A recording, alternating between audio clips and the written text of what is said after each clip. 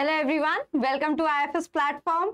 तो कैसे हैं आप सभी लोग? आई होप बहुत ही अच्छे होंगे, घर पर होंगे और सुरक्षित होंगे। तो चलिए, आज मैं आपके साथ क्या डिस्कस करने वाली हूँ? आज मैं आपके साथ डिस्कस करने वाली हूँ मॉलिक्यूलर बायोलॉजी से गेट में जो भी पीवाईक्यूज पूछे गए हैं, जो भी रिसेंटली, अगर मैं 2020, 19, 18 के गेट के पेपर की बात करूं, तो जो भी मॉलिक्यूलर बायोलॉजी के पार्ट से पूछा गया है वो आज हम डिस्कस करने वाले हैं। Hello everyone, hello Shivani, yes hello everyone, welcome to IFS platform. चलिए जल्दी से लिंक को अपने फ्रेंड्स के साथ शेयर कर दीजिए। जो भी गेट 22-21 एस्पायरेंट्स हैं उनके साथ शेयर कर दीजिए, ताकि सभी को मैक्सिमम बेनिफिट हो सके कि किस तरह से मॉलिक्यूलर बायोलॉजी में से क्वेश्चंस पूछे जाते हैं। Okay, good evening, good morning, good morning, good evening नहीं, गुड मॉर्निंग, गुड मॉर्निंग। चलिए पढ़ते हैं हम तो, ठीक है। और उससे पहले आपके लिए एक बहुत ही अच्छी न्यूज ये है कि आईएफएस पुणे ब्रांच पे ऑफलाइन क्लासेस स्टार्ट हो रही है 1 अक्टूबर से, ठीक है। एक न्यू फ्रेश बैच लॉन्च किया जा रहा है 1 अक्टूबर से ऑफलाइन। कहां पर? आईएफएस पुणे ब्रांच पे।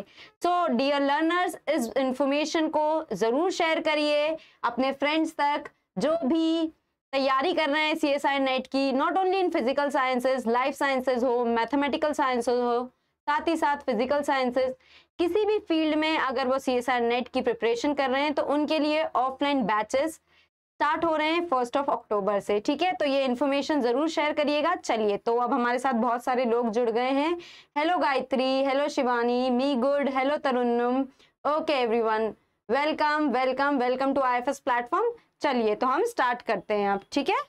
तो हमें क्या स्टार्ट करना है? हमें मॉलिक्यूलर बायोलॉजी में से जनरली किस तरह के क्वेश्चंस आते हैं। तो सबसे पहले हम गेट 20 के डिस्कस करेंगे, then followed by 2019, followed by 2018। Okay, चलिए रेडी रहिए, जवाब आप ही दीजिएगा, ठीक है। आपने मॉलिक्यूलर बायोलॉजी बहुत अच्छे से पढ़ी है, यस, हमारे साथ ही पढ़ी थी। तो चलिए हम डिस्कस करते हैं। Okay, yes Rashmi, hello. चलिए, तो yes, it is the gateway to success, क्योंकि मॉलिक्यूलर बायोलॉजी से जितने भी क्वेश्चंस आते हैं बहुत सिंपल आते हैं, बहुत डायरेक्ट आते हैं, बहुत सिंपल आते हैं और बहुत डायरेक्ट आते हैं, जिसमें आप इजीली स्कोर कर सकते हैं। यस, तो चलिए सबसे पहला क्वेश्चन जो कि मैं कहाँ से डिस्कस कर रही हूँ आपके साथ, गेट 20 के से। गेट 20 में सबसे पहला क्वेश्चन जो मॉलिक्यूलर बायोलॉजी का अगर मैं बात करूंगी पूछा गया है, तो क्वेश्चन क्या बोल रहा है? चलिए आंसर आप ही बता दीजिए। DNA synthesized from an RNA template is called as. Yes yes, Supreet Ghosh, good morning everyone. चलिए, DNA synthesized from an RNA template, अगर हम RNA as a template use करके कोई पॉलीमरेज डीएनए सिंथेसाइज करता है तो वो उस डीएनए को क्या बोला जाता है, ठीक है। उस डीएनए को क्या बोला जाता है? सिंपल सी ये बात पूछी जा रही है। तो क्या बोला जाता है उस डीएनए को? सबसे पहली बात तो रिकॉम्बिनेंट डीएनए क्या होता है? चलिए, आप सभी ने रिकॉम्बिनेंट डीएनए टेक्नोलॉजी के पीवाईक्यूज भी डिस्कस कर लिए हैं, विशाल सर के साथ रिकॉम्बिनेंट डीएनए टेक्नोलॉजी डिस्कस कर ली है। तो रिकॉम्बिनेंट डीएनए क्या होता है? चलिए, आंसर इज डी। बहुत सारे लोगों ने आंसर बता दिया है, डी। यस, चलिए रिकॉम्बिनेंट डीएनए क्या होता है ये भी बता दीजिए। Okay okay, answer is D. सभी ने सही जवाब दिया है, सभी ने सही जवाब दिया है। गायत्री, तुम्हारा जवाब नहीं आया है। Yes everyone, answer is D. किसी ने सी भी बोल दिया है। चलिए अब हम देख लेते हैं। सबसे पहली बात तो रिकॉम्बिनेंट डीएनए क्या होता है? यस, जेनेटिक रिकॉम्बिनेशन से जब हम दो डिफरेंट सोर्सेस के जेनेटिक मटेरियल को कंबाइन करते हैं with the help of vectors, with the help of enzymes, genetic engineering की टेक्नोलॉजी यूज करके हम एक रिकॉम्बिनेंट डीएनए बना सकते हैं, ठीक है। दो डिफरेंट सोर्सेस से भी ले सकते हैं, सेम सोर्स से भी ले सकते हैं। यस, तो रिकॉम्बिनेंट डीएनए वो होगा। What is a transcript? अगर मैं ट्रांसक्रिप्ट की बात करती हूँ तो ट्रांसक्रिप्ट क्या है? ट्रांसक्रिप्ट सिंपली एमआरएनए है।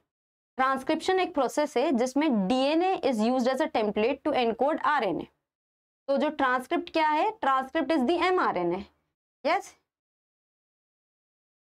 हाँ जी नितेश स्वामी, यस, ठीक है। तो ट्रांसक्रिप्ट क्या है? The transcript the mRNA which consist the information to encode the protein. Yes, that is the mRNA, that is the transcript. अब टीडीएनए क्या होता है? चलिए बताइए, टीडीएनए क्या होता है? हाँ जी, आंसर दिया है। Okay Gayatri, yes, option D दिया है। यस, चलिए बताइए टीडीएनए क्या होता है? T-DNA is for transfer DNA. तो ट्रांसफर डीएनए कहाँ ट्रांसफर किया जाता है?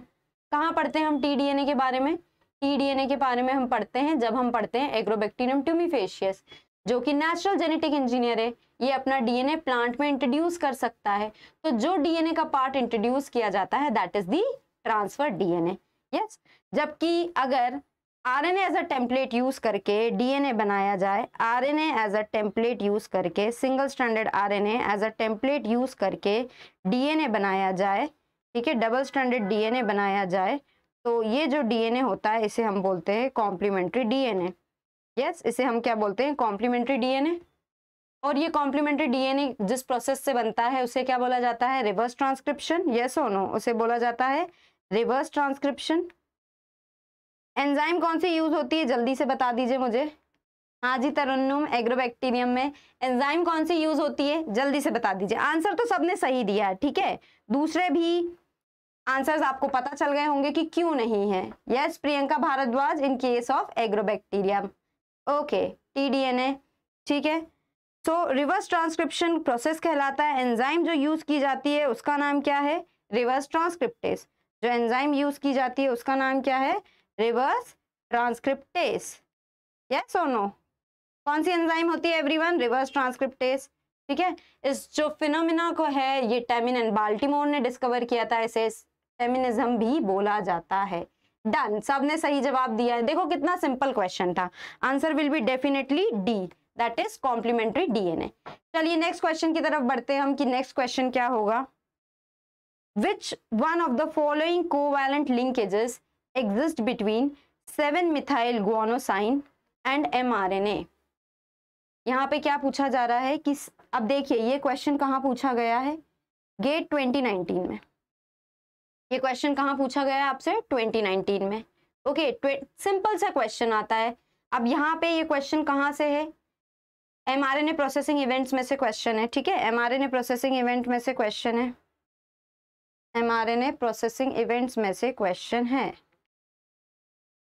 ओके, आंसर बता दीजिए सभी। Answer is C. अरे बिल्कुल, बहुत अच्छे से जवाब दे दिया सबने। देखिए कितना सही और इजी क्वेश्चन था कि mRNA प्रोसेसिंग इवेंट्स में 3 इवेंट्स होते हैं। कौन कौन से? Capping, splicing and polyadenylation. Yes, capping होता है, स्लाइसिंग होता है और पॉलीएडिनाइलेशन, ये 3 मेजर इवेंट्स होते हैं। हाँ या ना? ये 3 मेजर इवेंट्स होते हैं। इसमें से भी जो कैपिंग होता है, इस प्रोसेस में 5 प्राइम एंड पे कैप लगी जाती है, ठीक है, एक्स्ट्रा स्टेबिलिटी प्रोवाइड करने के लिए डीएनए को। यस, जो 5 प्राइम एंड पे कैपिंग की जाती है वो किसके हेल्प से की जाती है? वो जो है जीएमपी ग्रुप की हेल्प से की जाती है। यस, एक मिथाइल गुआनोसाइन जीएमपी ग्रुप की हेल्प से की जाती है, जो कि एग्जिस्टिंग 5 प्राइम एंड से एक अनयूजुअल लिंकेज से जुड़ता है, that is the 5 prime phosphate.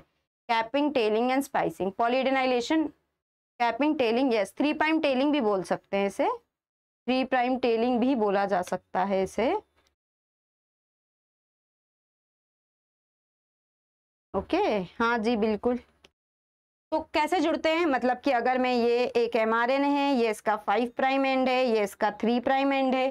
5 prime and पे कोई भी अगर न्यूक्लियोटाइड है तो उसके एंड पे 3 फॉस्फेट जुड़े हैं। कितने फॉस्फेट जुड़े हैं? 3 फॉस्फेट जुड़े हैं, ठीक है। उसमें से कौन सा फॉस्फेट निकलता है? चला बताइए मुझे।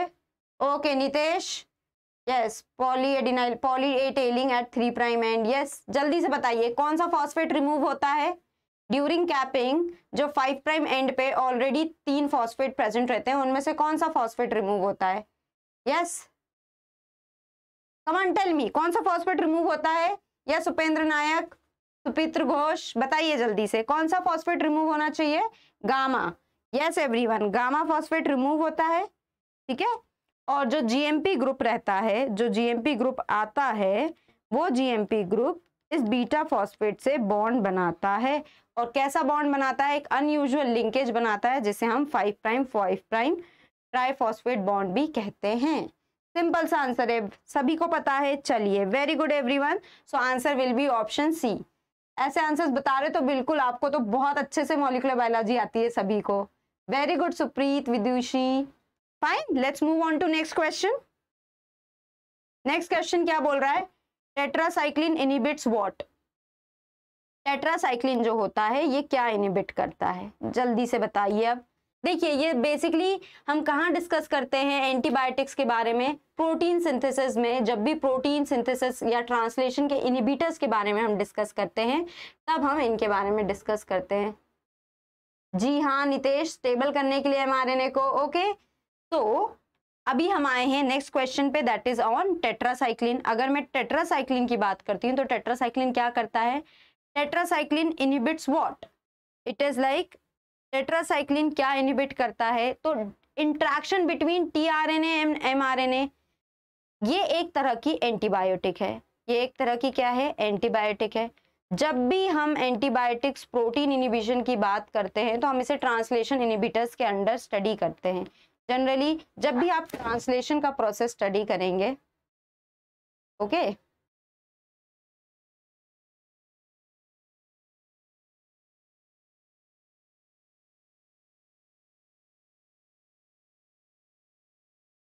यस ओके, जब भी आप ट्रांसलेशन का प्रोसेस स्टडी करेंगे तो क्या होता है, हम ट्रांसलेशन के इनहिबिटर्स भी देखते हैं कि कौन कौन से जो एंटीबायोटिक्स रहते हैं वो ट्रांसलेशन को इनहिबिट कर सकते हैं। उसमें हम सेपरेटली देखते हैं कि प्रोकैरियोट्स के ट्रांसलेशन को कौन इनहिबिट कर सकता है, यूकैरियोट्स के ट्रांसलेशन को कौन इनहिबिट कर सकता है। ठीक है, तो अब देखिए यहाँ पे अगर मैं बात कर रही हूँ तो बहुत डिफरेंट टाइप्स के आपको दिए हैं, हर एक के लिए स्पेसिफिक जो एंटीबायोटिक है वो रिस्पॉन्सिबल होती है।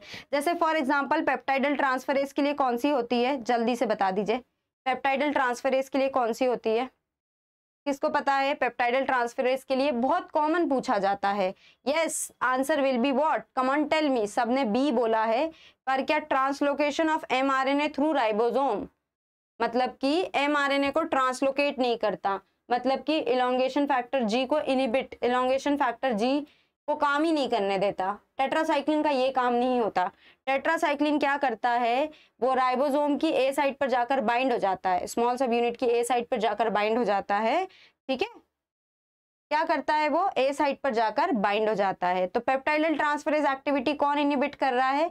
Answer will be D everyone. ठीक है, yes, tetracyclines block the small unit of ribosome. Yes comrade Nilesh Swami, Bina Chaudhary, Gayatri Asawa, very good. ठीक है, पूर्णिमा तिवारी ने सही बोला है, क्लोरमफेनिकॉल। ठीक है, chloramphenicol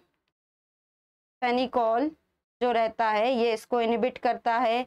binding of amino acid tRNA to ribosome, इसको कौन करता है? इसको टेट्रासाइक्लिन करता है। ठीक है, इसे कौन करता है? इसे टेट्रासाइक्लिन करता है। यस, ठीक है, और अगर मैं बात कर रही हूँ interaction between tRNA and mRNA and translocation of mRNA through ribosome, तो इसका काम है पैरोमाइसिन का और फ्यूसिडिक एसिड का। किसका? पैरोमाइसिन का और फ्यूसिडिक एसिड का। तो इन जनरल जो भी इनहिबिटर्स हैं, अगर मैं बात कर रही हूँ प्रोकैरियोटिक इनहिबिटर्स या यूकैरियोटिक ट्रांसलेशन इनहिबिटर्स, इसके चार्ट को रिवाइज करना बनता है। आंसर क्या होगा? आंसर क्या होगा सभी बता दीजिए। Answer will be option D, binding of amino acid tRNA to ribosome. ठीक है, अगर मैं बात करूंगी तो ए कैसे हो सकता है? इंट्रैक्शन, मतलब ये कोडॉन एंटीकोडॉन एरर रेट को बढ़ा रहा है। ठीक है, interaction between tRNA and mRNA. ठीक है, अगर ये मैं बात करूंगी कि टेट्रासाइक्लिन क्या टीआरएनए और एमआरएनए के इंट्रैक्शन को इनहिबिट करता है? नहीं। ट्रांसलोकेशन को इनहिबिट कर रहा है? ट्रांसलोकेशन को भी इनहिबिट नहीं कर रहा है। इनके लिए स्पेसिफिक एंटीबॉडीज है, लाइक पैरोमाइसिन, लाइक फ्यूसिडिक एसिड, और भी आप पढ़ेंगे जैसे डिप्थीरिया टॉक्सिन होता है यूकैरियोट्स में, साइक्लोहेक्सामाइड होता है यूकैरियोटिक सिस्टम में। ठीक है, कुछ ऐसे होते हैं जो दोनों सिस्टम पे काम कर लेते हैं। फाइन, सो आंसर क्या हो गया? Option D. ठीक है, ठीक है, ये क्या हो गया? Option D. सिंपली आंसर क्या हो गया एवरीवन? Option D. ठीक है, चलिए नेक्स्ट थर्ड क्वेश्चन पे आ जाते हैं हम। तरन्नुम, अगर आप एक चार्ट बना लीजिए, अपने स्टडी टेबल पे रख लीजिए, कंफ्यूजन किसी बात का नहीं होगा।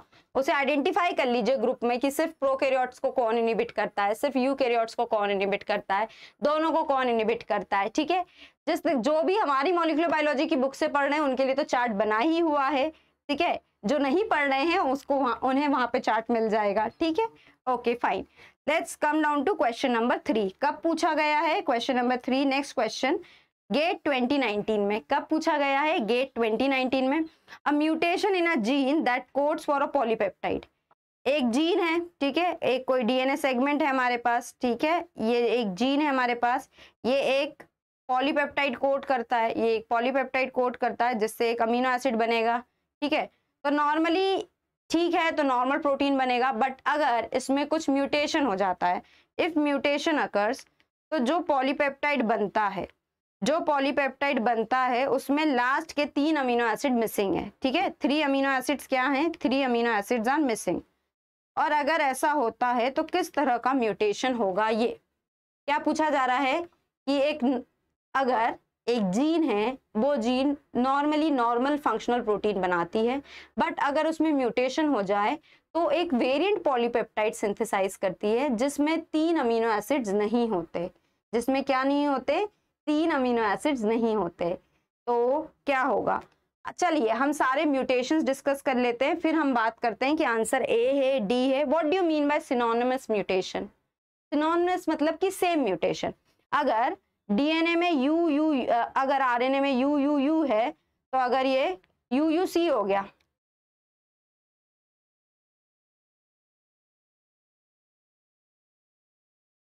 क्या है? अगर यू है and if this is mutated to UC, तो यहाँ पे चेंज आया, बट क्या होगा? ये भी फिनाइलएलेनिन बना रहा है, ये भी फिनाइलएलेनिन बना रहा है, सेम ही, कुछ चेंज नहीं हुआ। Synonymous mutation. ऐसे ही हम दूसरे म्यूटेशंस भी देख लेते हैं, इधर देखिए, ऐसे ही हम दूसरे म्यूटेशंस भी देख लेते हैं। दूसरे म्यूटेशंस देखिए इधर, अगर मैं देखूंगी तो अब देखिए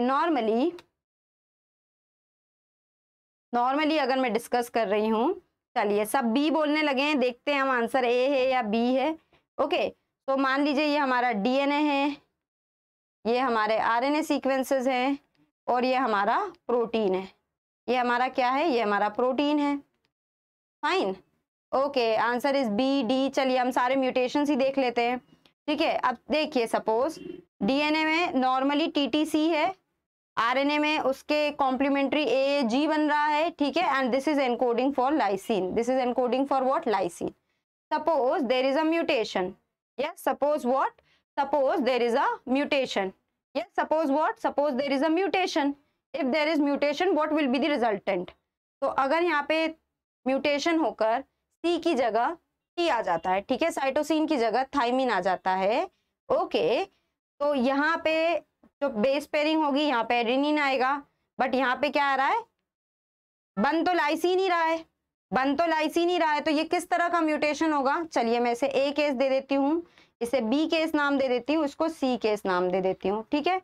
सो देखिए, यहाँ तो लाइसिन ही बन रहा है, तो इसे मैं क्या बोलूंगी? म्यूटेशन तो हुआ बट हमें इफेक्ट नहीं दिखा, तो ये साइलेंट म्यूटेशन हो गया। किस तरह का म्यूटेशन हो गया? साइलेंट म्यूटेशन हो गया। अगर मैं बी केस की बात कर रही हूँ, तो बी केस में क्या हो रहा है? प्रोटीन बनना ही रुक जाता है। एटीसी के जगह अगर ए म्यूटेट हो जाए और उसके जगह नॉर्मली टी था, वो रिप्लेस हो जाए ए से, म्यूटेशन आ गया और एक स्टॉप कोडॉन ही इंसर्ट हो गया, तो ये क्या हो गया? ये एक नॉनसेंस तरह का म्यूटेशन हो गया। क्या हो गया? नॉनसेंस तरह का म्यूटेशन। ओके, वेरएज अगर मैं बात कर रही हूँ सी केस, तो सी केस क्या होगा? Miss sense. लाइसिन बनना था, थ्यूरेनिन बन गया, ये क्या होगा? Miss sense. लाइसिन बनना था, थ्रीनोनिन बन गया। क्लियर है इतनी बात? तो आंसर क्या होगा everyone? Answer will be what? Answer will be option B, nonsense mutation, ठीक है। 3 अमीनो एसिड क्यों मिसिंग है? क्योंकि जो प्रोटीन सिंथेसिस था वो कहीं जल्दी ही टर्मिनेट हो गया, क्योंकि एक स्टॉप कोडॉन इंट्रोड्यूस हो गया होगा, कुछ इस तरह का काम वहां पर हो रहा होगा, कुछ इस तरह का काम वहां पे हो रहा होगा। Of the B case, which case? Of the B case, है ना, बी केस की तरह कुछ काम हो रहा होगा। क्या हुआ होगा कि एक स्टॉप कोडॉन इंट्रोड्यूस हो गया होगा due to which kind of mutation? A nonsense mutation. Yes, okay, answer will be what? Answer will be option B, ठीक है। चलिए नेक्स्ट क्वेश्चन पे आते हैं अब हम, क्वेश्चन नंबर 4। कब पूछा गया है? गेट 2018 में। कब पूछा गया है? गेट 2018 में। अब यहां बोल रहे हैं if a segment of sense strand, पहली बात तो सेंस और एंटी सेंस स्ट्रैंड किसे कहा बोला जाता है, बताइए। ठीक है, ये डबल स्ट्रैंडेड डीएनए है जो मैंने बनाया है। ठीक है, this is the A strand, this is the B strand, okay, and this is the RNA which is getting synthesised. Fine, so which will be sense and which will be anti sense? come on tell me, a sense होगा या B sense strand होगा? ये तो पता होना चाहिए आपको, आप ही बता देंगे मुझे तो अच्छा रहेगा, जल्दी से बताइए।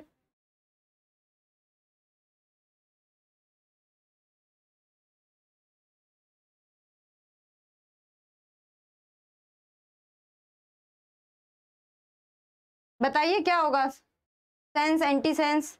Answer will be option C. क्यों?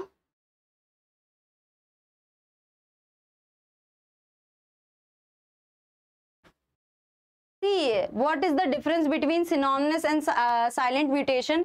Silent mutations are type of point mutations. Silent nonsense और हमने जो दूसरा पढ़ा है मिस सेंस, एक जगह पर कोई चेंज हो रहा है, पॉइंट म्यूटेशन हो रहा है। ठीक है, एक जगह पे कोई चेंज हो रहा है तो वो पॉइंट म्यूटेशन हो रहा है। ठीक है, if a segment of sense strand of DNA is, segment of sense strand of DNA is what? 523 is ATGC। चलिए हम देख लेते हैं, 523 बना लेते हैं यहाँ पे। अच्छा, मैंने ऑलरेडी लिख दिया तो मैं लिखे रहने देती हूँ।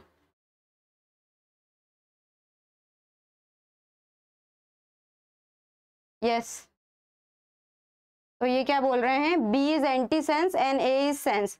चलिए हम देख लेते हैं क्या एंटी सेंस है और क्या सेंस है। तो देखिए, अगर मैं बात कर रही हूं तो एंटी सेंस हम किसे बोलते हैं और सेंस स्ट्रैंड किसे बोलते हैं? तो ये जो आरएनए है, अब ये बोल रहे हैं सेंस स्ट्रैंड के डीएनए 5 प्राइम टू 3 प्राइम कैसे चल रहा है? 5 प्राइम टू 3 प्राइम। अगर मैं डीएनए स्ट्रैंड की बात करती हूं तो it is like this. Yes,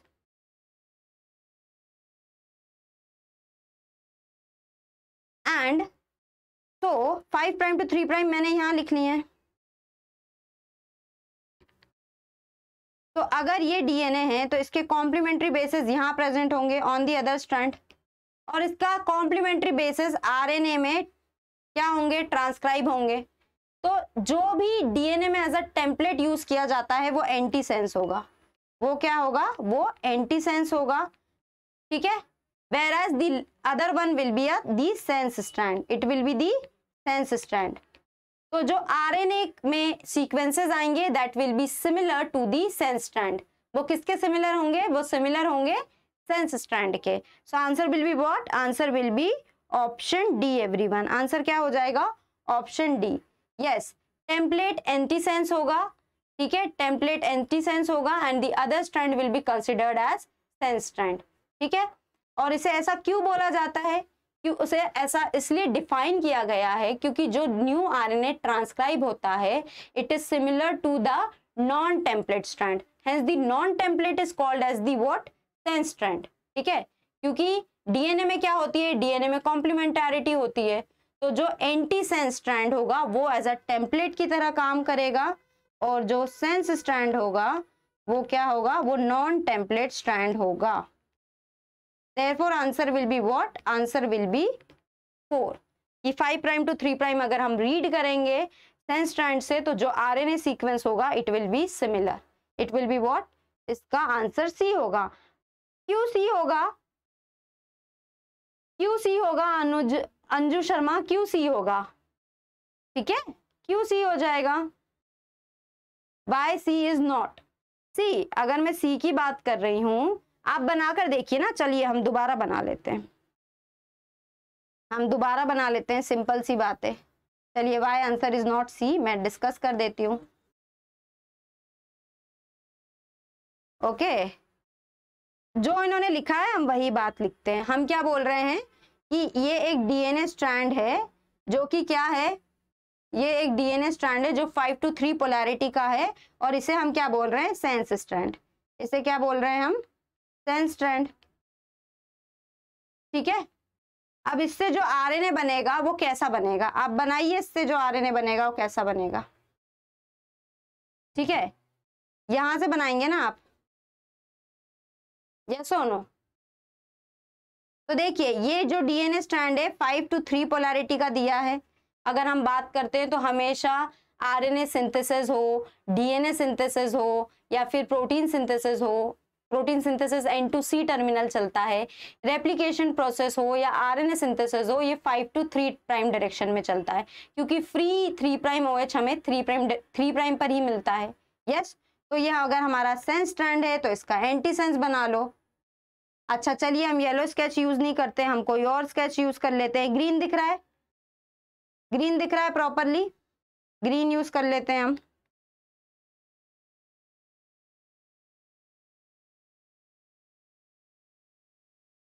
green दिख रहा होगा, ये दिख रहा होगा, ये हमारा एंटी सेंस स्ट्रैंड हो गया है। तो देखिए अगर मैं बात करती हूँ तो एंटी सेंस स्ट्रैंड फिर इसके कॉम्प्लीमेंटरिटी होगा और फिर इसके अगेंस्ट आरएनए बनेगा, वो तो सेम टू सेम बनेगा ना, जैसे कि सेंस स्ट्रैंड है। Yes, RNA is similar to the sense strand, hence answer will be option D. Anju Sharma, answer option D होगा, क्योंकि अगर हमें आरएनए सिंथेसाइज करना है तो आरएनए सिंथेसिस किस डायरेक्शन में चलता है, 5 to 3 प्राइम में ही, और इनने जो सेंस स्ट्रैंड का हमें डायरेक्शन दिया है उसके अगेंस्ट आप एंटी सेंस बनाइए और आरएनए सिंथेसाइज करवाइए। आंसर आपका ऑप्शन डी ही आएगा, कुछ और नहीं आ सकता। यस रश्मि, ओके चलिए क्लियर है। नेक्स्ट पे बढ़ते हैं हम। The repeat sequence of telomere, telomeric sequences क्या होते हैं डीएनए में? Yes, what is the telomeric sequences in DNA, come on tell me. Telomeric sequences DNA में क्या होते हैं? अगर हम किसी भी स्पीशीज की बात करें तो टीलोमेरिक सीक्वेंसेस में जनरली हम बात करते हैं कि they consist of TAG repeats. They consist of what? They consist of TAG repeats. Yes, उसमें टीएजी होता है। अब एडेनिन कितना होगा, ग्वानिन कितना होगा, तो जनरली ग्वानिन जो रहता है it is guanine rich, okay, it is guanine rich. तो अगर मैं ह्यूमंस की बात करती हूँ तो इसमें TTA-GGG सीक्वेंस होते हैं। क्या सीक्वेंस होते हैं? TTA-GG सीक्वेंसेस प्रेजेंट होते हैं। ये डायरेक्ट क्वेश्चन है, आप बहुत बार पढ़ चुके हैं, गेट 2018 में डायरेक्टली पूछा गया था।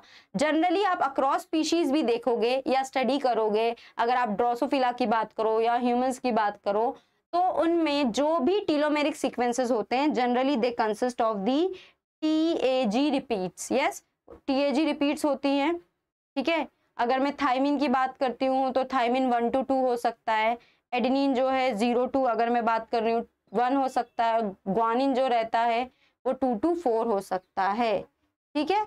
ये रिपीट्स प्रेजेंट होती है, ओके। कौन सी repeat? TTA-GGG, yes, 5 to 3 direction में, ओके। और ये कितनी बार रिपीट प्रेजेंट रहती है? ये बहुत बार रिपीट्स प्रेजेंट हो सकती है, सिर्फ 6 टाइम्स नहीं हो सकती हैं, 6 time repeated unit, okay, 6 nucleotide repeated unit ये बोल रहे हैं आप, ओके डियर कॉमरेड, ठीक है। चलिए ये क्वेश्चन है, थोड़ा सा दिमाग लगाइए इस पे।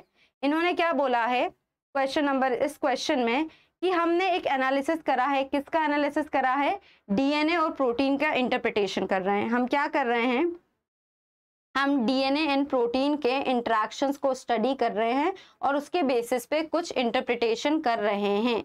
क्या इंटरप्रिटेशन कर रहे हैं? कि डीएनए और प्रोटीन में कैसी बाइंडिंग है, okay. And was carried out using DNA protein complexes in protein data bank, the frequency distribution of all 4 amino acid residues, that is P, Q, R and S, ठीक है। अब इनको आपको बताना है कि PQRS क्या हो सकते हैं between the protein and DNA backbone. मतलब प्रोटीन और डीएनए बैकबोन इंटरेक्ट कर रहा है, कोई प्रोटीन है कोई डीएनए है जो इंटरेक्ट कर रहा है, तो उस प्रोटीन कंपोनेंट में कौन सा अमीनो एसिड ज्यादा होना चाहिए? तो पहली बात तो डीएनए कैसा चार्ज होता है, ठीक है, टैंडम रिपीटेटिव सीक्वेंसेस, ओके। चलिए मुझे ये बताइए, सही बात है, ओके। चलिए बताइए मुझे कि डीएनए पॉजिटिवली चार्ज मॉलिक्यूल है या नेगेटिवली चार्ज मॉलिक्यूल है? आंसर ए आ गया, किसका आ गया? बीना चौधरी का आंसर ए आ गया है। किसी और का आंसर ए आ रहा है क्या? हम डिस्कस तो कर लेते हैं पहले आंसर ए है या नहीं। तो डीएनए क्या है? एक नेगेटिवली चार्ज मॉलिक्यूल है due to the presence of a phosphate group. एक फॉस्फेट ग्रुप होता है, इसलिए डीएनए जो है वो नेगेटिवली चार्ज है। अगर डीएनए नेगेटिवली चार्ज है तो जितने भी पॉजिटिव ग्रुप्स होंगे, पॉजिटिव अमीनो एसिड्स होंगे, उनके साथ इसका ज्यादा इंटरेक्शन होगा। अब देखिए ऑप्शंस में भी ही आप देख लीजिए, सारे अमीनो एसिड्स दिए गए हैं, ठीक है, सारे अमीनो एसिड्स दिए गए हैं। अब देखिए सबसे मोस्ट बेसिक अमीनो एसिड कौन सा होता है? Yes, most basic amino acid कौन सा होता है? हाँ जी, नेगेटिवली चार्ज होता है। Very good everyone. अब मुझे ये बता दीजिए मोस्ट बेसिक अमीनो एसिड क्या होता है? ठीक है, मोस्ट बेसिक अमीनो एसिड किसे कहते हैं? Come on everyone tell me which is the most basic amino acid.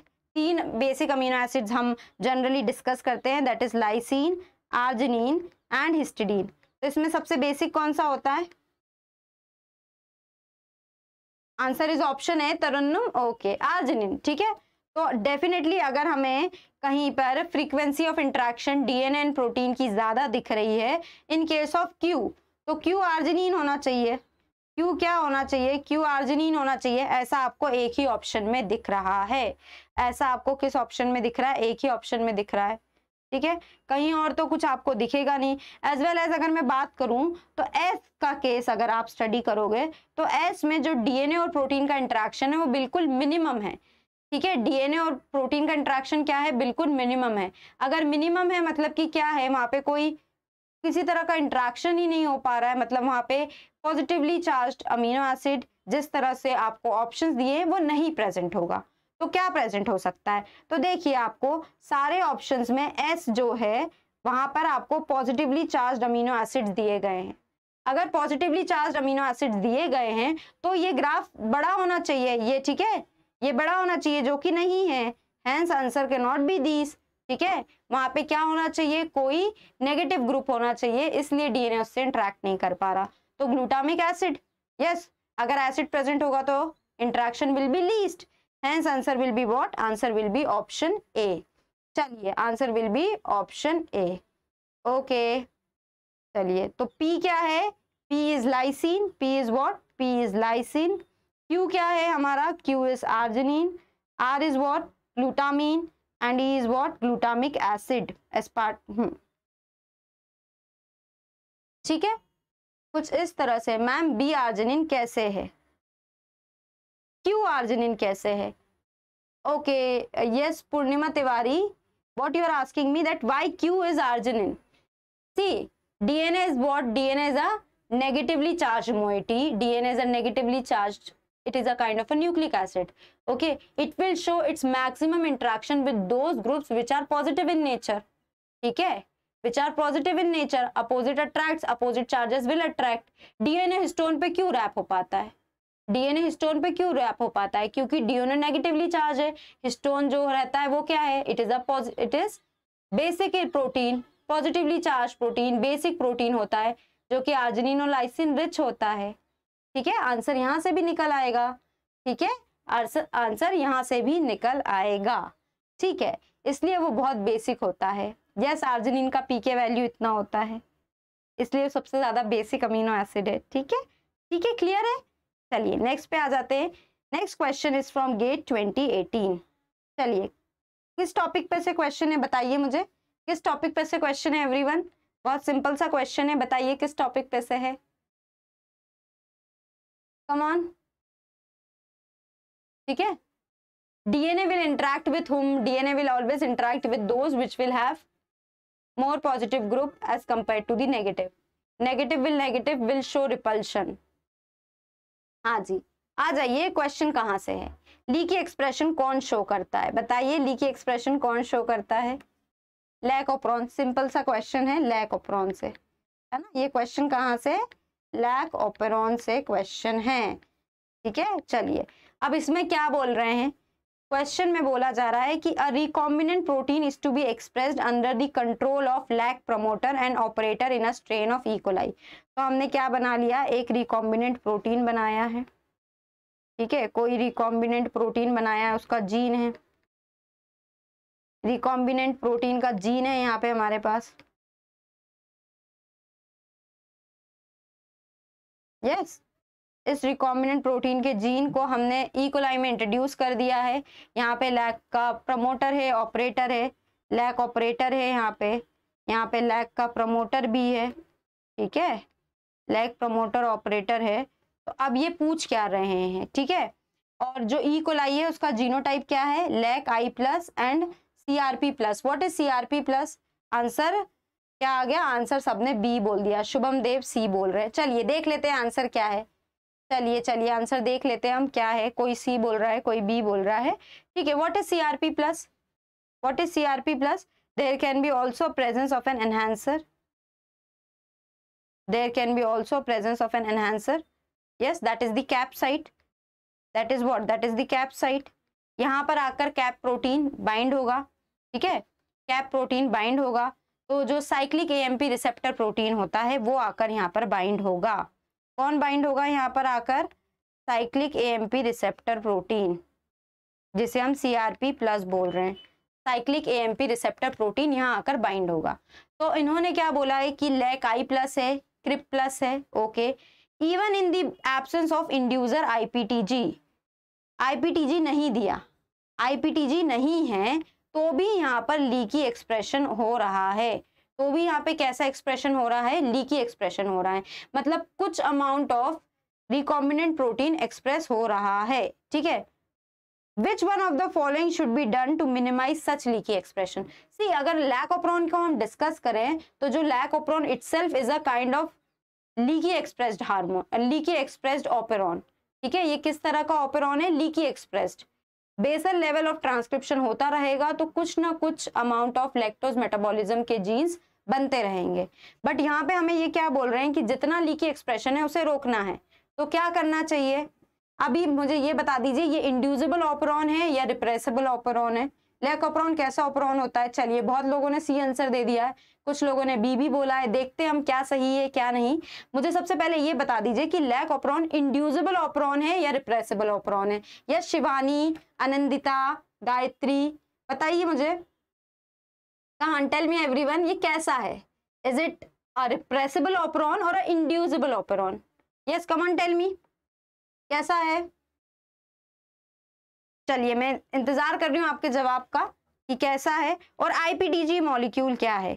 अगर मैं आईपीटीजी मॉलिक्यूल की बात करती हूँ तो जो आईपीटीजी मॉलिक्यूल होता है इसे हम ग्रेविटेशियस इंड्यूसर भी बोलते हैं, मतलब कि ऐसा इंड्यूसर जो स्ट्रक्चर सिमिलैरिटी शेयर करता है नॉर्मल इंड्यूसर से, ठीक है। ये एक तरह का इंड्यूसिबल ऑपरॉन है, ये एक तरह का कैसा ऑपरॉन है?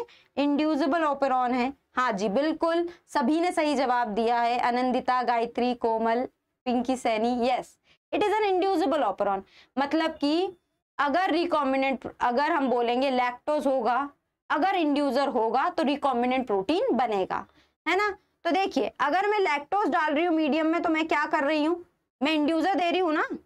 नॉर्मली क्या होता है, यहाँ पे कहीं लैक आई प्रेजेंट रहता है, लैक आई रिप्रेसर बनाता है, ये रिप्रेसर ऑपरेटर पे जाके जुड़ जाता है ना, ये रिप्रेसर ऑपरेटर के पर जाकर जुड़ जाता है।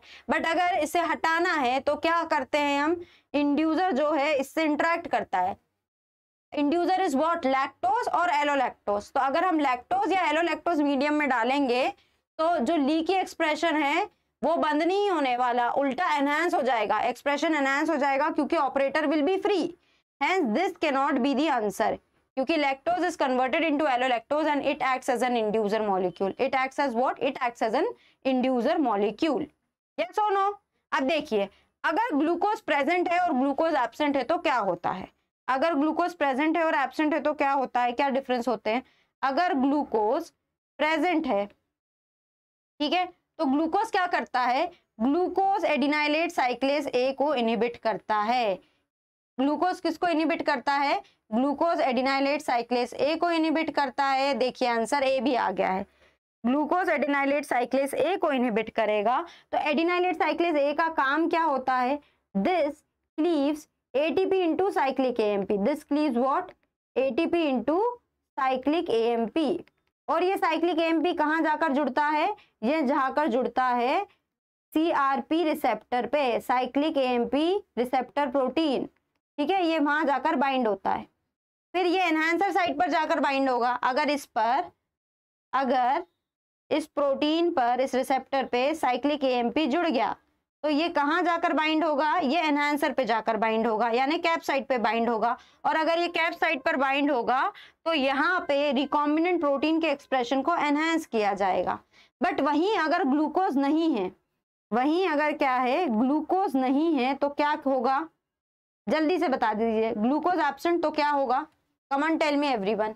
यस शुभदेव, शुभम देव, गायत्री, अनंदिता, चलिए बताइए अगर ग्लूकोज नहीं हुआ तो क्या होगा। ठीक है, अगर ग्लूकोज नहीं हुआ तो हम बोलेंगे कि साइक्लिक एएमपी बनेगा, है ना, जैसा मैंने अभी बोला। तो अगर ग्लूकोज प्रेजेंट है तो ये कोई पाथवे नहीं चलेगा, अगर ग्लूकोज एब्सेंट है तो ये पाथवे पूरा चलेगा। तो आंसर क्या होना चाहिए, हमें एक्सप्रेशन नहीं करवाना है, हमें मिनिमाइज करवाना है एक्सप्रेशन। तो पाथवे आंसर क्या होगा, answer will be option what, हमें एक्सप्रेशन मिनिमाइज करवाना है। तो हमें साइक्लिक एएमपी बनवाना है या नहीं बनवाना है। अगर हमें एक्सप्रेशन मिनिमाइज करवाना है तो हमें साइक्लिक एएमपी नहीं बनवाना है, और अगर साइक्लिक एएमपी नहीं बनवाना है तो हमें ग्लूकोज रख देना है मीडियम पे। हमें क्या कर देना है, ग्लूकोज रख देना है मीडियम में। Yes everyone, hence the answer will be option C. Okay everyone, clear, yes, is it clear, fine. कि ऑप्शन क्या हो जाएगा, सी, कि हम ग्लूकोज डाल देते हैं। ठीक है, हम क्या डाल देते हैं, हम ग्लूकोज डाल देते हैं सिंपली। अगर ग्लूकोज डाल दिया गया तो वो एडिनाइलेट साइक्लेज ए को क्लीव नहीं, एडिनाइलेट साइक्लेज ए को इनहिबिट करेगा, साइक्लिक एएमपी नहीं बन पाएगा, रिकॉम्बिनेंट प्रोटीन का ट्रांसक्रिप्शन ही एनहांस नहीं हो पाएगा। तो ली के एक्सप्रेशन को और मिनिमाइज किया जा सकता है। क्या किया जा सकता है, ली के एक्सप्रेशन को और minimise. I hope everyone it is clear. Basic सा कॉन्सेप्ट है, ठीक है, बेसिक सा कॉन्सेप्ट है ऑफ लैक ऑपेरॉन। चलिए next question, question is from GATE 2018 again. Question is from where, GATE 2018 again. क्या पूछा जा रहा है क्वेश्चन में, जल्दी से बता दीजिए। कहाँ से क्वेश्चन, अगेन ये है mRNA प्रोसेसिंग से। क्वेश्चन कहाँ से है, question is from mRNA processing. Okay, question is from where, question is from mRNA processing.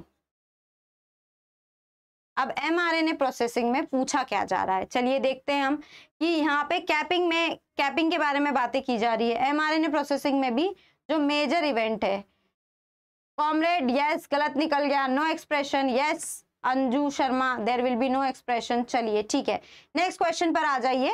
अब मैं बोल रही हूँ mRNA प्रोसेसिंग में यहाँ पे किसकी बात की जा रही है, कैपिंग के कुछ इवेंट्स दिए हैं, उन्हें सीरियली अरेंज कीजिए। कैपिंग के कुछ इवेंट्स दिए गए हैं, उन्हें सीरियली अरेंज करिए। अगर मैं कैपिंग के इवेंट्स की बात करती हूँ तो यहाँ पे कौन काम करता है, यहाँ पे आरएनए ट्राइफॉस्फेटेज काम करती है, फिर जीएमपी ट्रांसफरेज काम करता है, फिर मिथाइल ट्रांसफरेज काम करती है। ये सुनो, कैपिंग में 3 एंजाइम काम करती है। आरएनए ट्राइफॉस्फेटेज, कौन कौन सी, आरएनए ट्राइफॉस्फेटेज जो गामा फॉस्फेट को रिमूव करती है, जीएमपी ट्रांसफरेज जो ग्वानाइल मोनोफॉस्फेट को लेकर आती है, as well as methyl transferase जो 7th पोजीशन पे मिथाइल ग्रुप ऐड करती है। यस, तो आपको बस ये ऑर्डर लगाना है। जल्दी से बता दीजिए आंसर क्या होगा, डी होगा आंसर। क्या कोई बोल रहा है सी होगा, कोई बोल रहा है डी होगा। ठीक है, तो सबसे पहला ऑप्शन तो क्यू होना चाहिए कि removal of gamma phosphate by RNA triphosphatase. तो सबसे पहला ऑप्शन तो क्यू होना चाहिए। ठीक है, तो ऑप्शन ए और बी तो हट ही गए हैं। ठीक है, अब क्या बोल रहे हैं, अगर क्यू हो गया है कि हमने गामा फॉस्फेट हटा दिया तो जीएमपी आएगा तब तो बॉन्ड बनेगा ना, जीएमपी आएगा तभी बॉन्ड बनेगा, फिर मिथाइल ग्रुप ऐड होगा। तो आर एंड पे होना चाहिए, मिथाइल ग्रुप का एडिशन आर एंड पे होना चाहिए। ऐसा कौन से ऑप्शन में दिख रहा है आपको, आंसर सी होगा या डी होगा। बहुत से लोगों ने डी बोल दिया है, बट देखिए अगर मैं बात कर रही हूँ तो पहले तो गामा फॉस्फेट रिमूव हुआ क्यू, उसके बाद पहले एडिशन होगा जीएमपी का 5 एंड पे।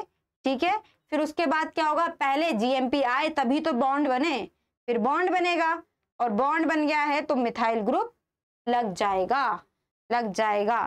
तो answer will be what, QP, क्या हो जाएगा आंसर, एस, है ना, एडिशन ऑफ मिथाइल ग्रुप। तो QPRS, QPRS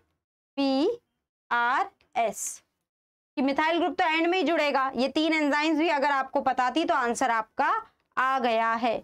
आंसर आपका आ गया है। किसको डी लग रहा था? स्नेहा पाटिल, श्रद्धा नितिन वाले, कैसे डी लग रहा है आप लोगों को? कैसे डी लग रहा है? आप देखिए ये 3 एंजाइम्स की एक्टिविटी को ही आपको सिर्फ क्या करना है? ऑर्डर में प्लेस कर देना है। इन 3 एंजाइम्स की एक्टिविटी को ही आपको ऑर्डर में प्लेस कर देना है। ठीक है, तो सबसे पहले क्या आएगा? सबसे पहले अगर हम बात करेंगे तो गामा फॉस्फेट रिमूव होता है, जीएमपी ग्रुप आता है, बॉन्ड बनाता है, फिर मिथाइल ग्रुप का एडिशन होता है। डन। चलिए नेक्स्ट क्वेश्चन पे आ जाते हैं अब हम। चलिए ये तो बहुत ही सिंपल क्वेश्चन है, डायरेक्ट क्वेश्चन है।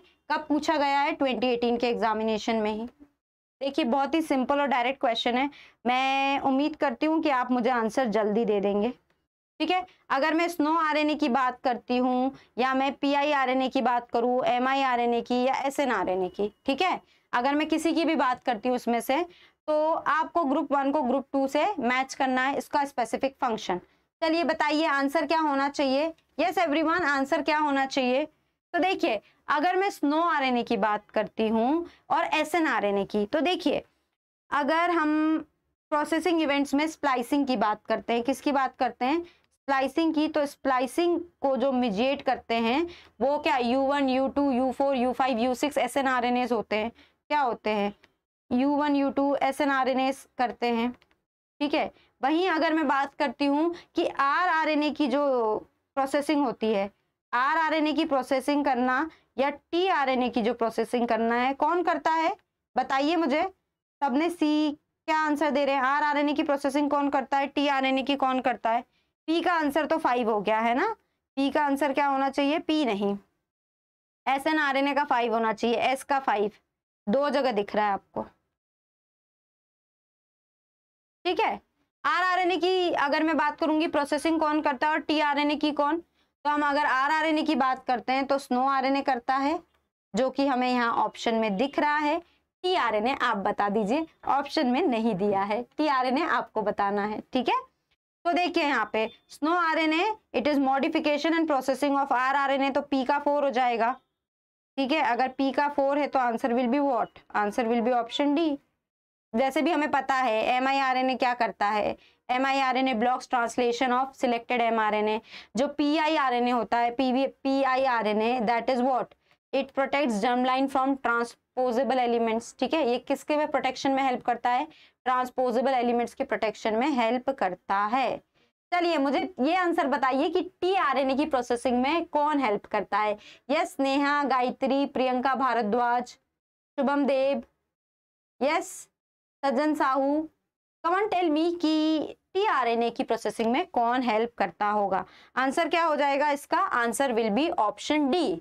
बहुत ही सिंपल सा क्वेश्चन था, स्ट्रेट फॉरवर्ड क्वेश्चन था। आता है तो अटेम्प्ट करिए, नहीं आता है तो मत करिए, है ना।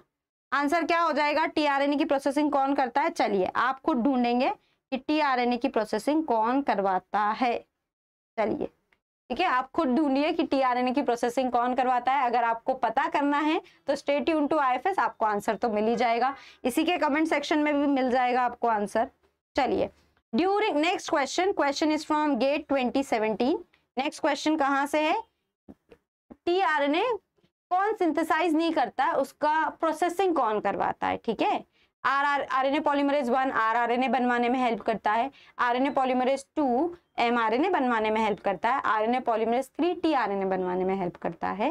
जैसे आरएनए पॉलीमरेज 2 जो एमआरएनए बनाता है उसकी प्रोसेसिंग की जाती है स्प्लाइसिंग, जो कि एसएनआरएनए की हेल्प से की जाती है।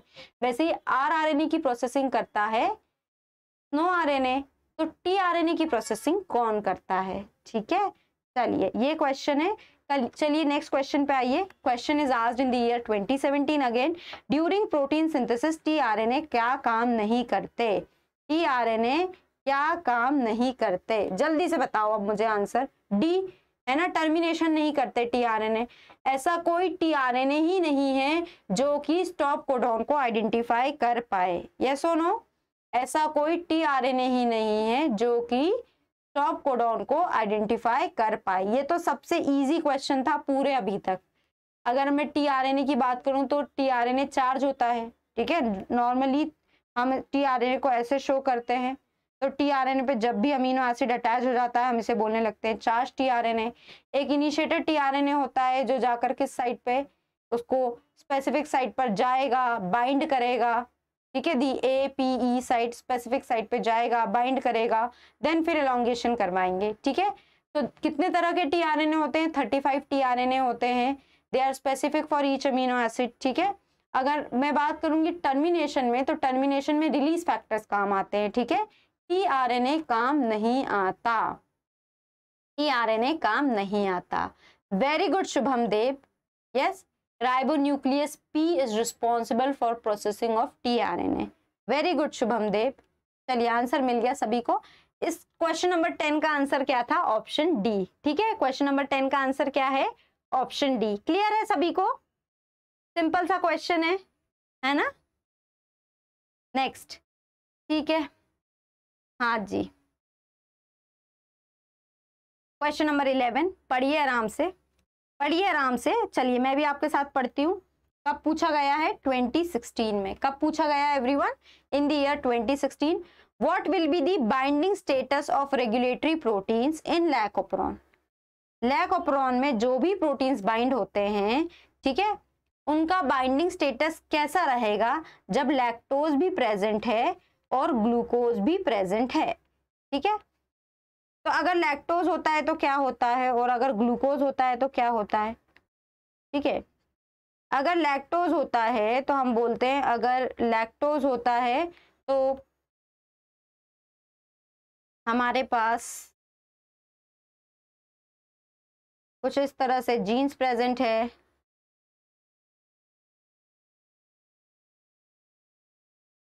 ठीक है। अगर लैक्टोज होता है तो लैक्टोज है मतलब कि क्या है? ग्लूकोज एब्सेंट है, साइक्लिक AMP बनेगा, साइक्लिक AMP ज्यादा रहेगा तो वो एनहांसर साइट पर आकर बाइंड होगा, ठीक है। यहाँ पे कुछ प्रमोटर रीजन भी होंगे, यस, वो कहाँ जाकर बाइंड होगा? एनहांसर साइट पर आकर बाइंड होगा, ठीक है। अगर ग्लूकोज है तो क्या होता है? अगर ग्लूकोज है तो क्या होता है? जो रिप्रेसर मॉलिक्यूल है, ठीक है, जो रिप्रेसर मॉलिक्यूल है वो ऑपरेटर पे बाइंड रहेगा, जो रिप्रेसर मॉलिक्यूल है, यस, जो रिप्रेसर मॉलिक्यूल है वो ऑपरेटर पे बाइंड रहेगा, हाँ या ना? वो ऑपरेटर पे बाइंड रहेगा क्योंकि यहाँ पे लैक्टोज नहीं है, लैक्टोज नहीं है तो इंड्यूसर एब्सेंट है, लैक्टोज नहीं है तो क्या है? इंड्यूसर एब्सेंट है। जबकि यहाँ पर रिप्रेसर हटा रहेगा, जबकि इस केस में क्या होगा? रिप्रेसर मॉलिक्यूल हटा रहेगा क्योंकि यहाँ पर एलोलैक्टोज प्रेजेंट होगा जो कि एक इंड्यूसर की तरह काम करेगा। अगर लैक्टोज है मतलब कि इंड्यूसर है, यस, इंड्यूसर प्रेजेंट, तो अगर इंड्यूसर प्रेजेंट होगा तो रिप्रेसर बाइंड नहीं होगा, ठीक है। और अगर ग्लूकोज है तो इंड्यूसर एब्सेंट होगा तो repressor will be bound to the operator.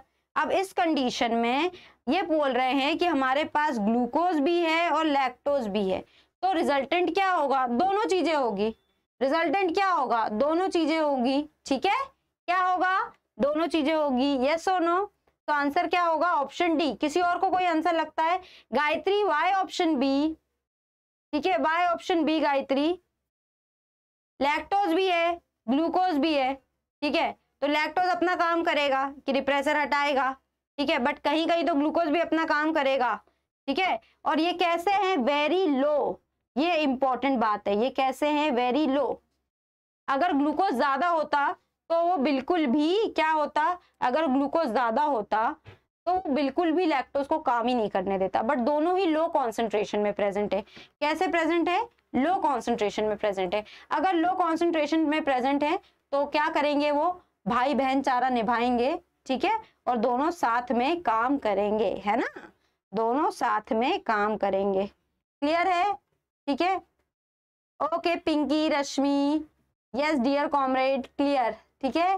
Saima, stay tune to IFS। मेरी क्लासेस का क्या टाइमिंग है, कौन सी क्लासेस कब चल रही हैं, आपको सब पता चल जाएगा। सिंपली आप IFS चैनल को, जिस चैनल पे आप मेरा लेक्चर देख रहे हैं, उसे सब्सक्राइब कर लो, ठीक है, and press the bell icon also, so that जब भी हम लाइव आते हैं आपको नोटिफिकेशन मिल जाएगा। Okay, answer will be what? Answer will be option D. Yes, answer will be what? Answer will be simply option D. Okay, next पर आ जाते हैं हम। Next is what? Next is question 12। चलिए last question, आज के session का last question है, ठीक है। बताइए अब इसमें क्या पूछा जा रहा है? इसमें ट्रांसलेशन के एलोंगेशन स्टेप्स पूछे जा रहे हैं। क्या? ट्रांसलेशन के ट्रांसलेशन के एलोंगेशन स्टेप्स पूछे जा रहे हैं।